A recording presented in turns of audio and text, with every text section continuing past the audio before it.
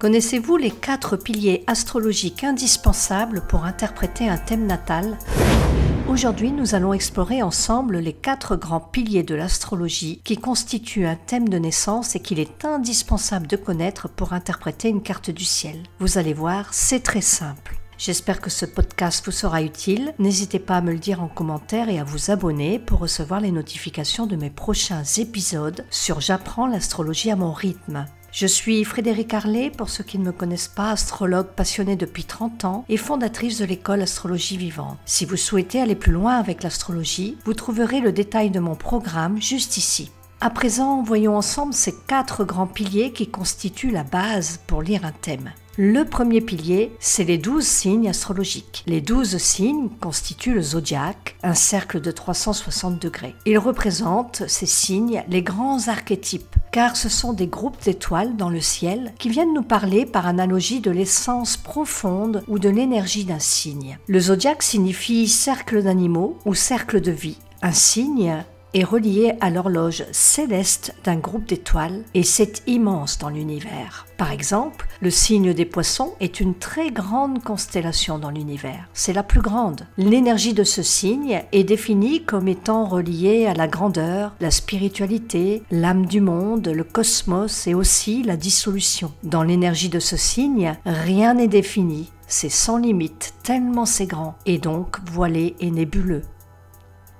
Le deuxième pilier, ce sont les planètes. Ce sont des entités vivantes qui font partie du système solaire et qui ont des rôles spécifiques. Prenons par exemple Neptune, qui est relié au signe des poissons. Neptune, c'est Poséidon dans la mythologie. C'est le dieu des océans. Son rôle est d'amener le discernement dans les eaux troubles, ou le trouble dans les eaux claires, cela dépend. C'est la planète de la réceptivité, de l'intuition, de la connexion au monde divin, mais aussi de la dissolution, de l'illusion et du brouillard, donc du manque de clarté. Le troisième pilier, ce sont les maisons astrologiques. Elles sont reliées à l'horloge terrestre, parce qu'on regarde le lieu et l'heure précise de la naissance. En fonction de cela, on détermine le signe ascendant, qui est le démarrage des maisons astrologiques. L'ascendant représente la maison 1, puis les autres maisons se succèdent.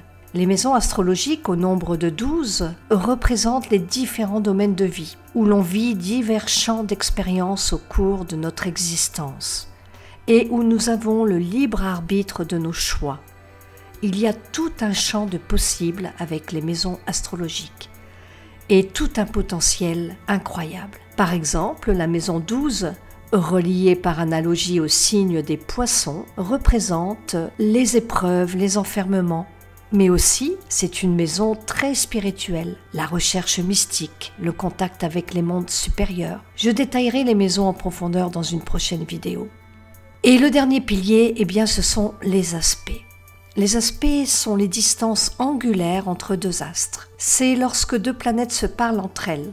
Et là, on va venir se poser la question, est-ce qu'elles sont en harmonie, en conflit, se disputent-elles ? Par exemple, un carré, représenté par un trait rouge dans le thème, est dit défavorable dans le sens où il amène une tension, un défi à relever. On peut vivre cette tension jusqu'à ce qu'on prenne conscience qu'on peut la dépasser. Donc voyez, pour conclure, imaginez que le thème astral est une pièce de théâtre.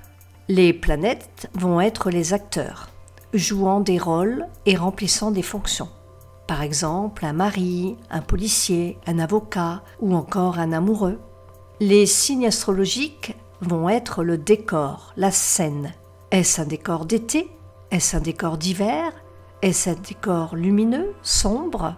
Les maisons astrologiques vont être le scénario.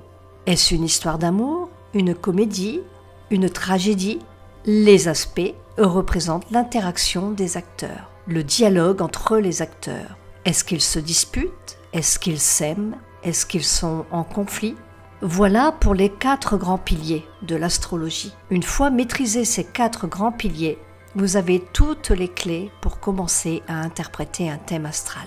Merci d'avoir écouté ce podcast et j'espère qu'il vous a permis de mieux comprendre les fondements de l'astrologie. N'oubliez pas de vous abonner pour ne pas manquer les prochains épisodes. À très bientôt pour de nouvelles explorations astrologiques.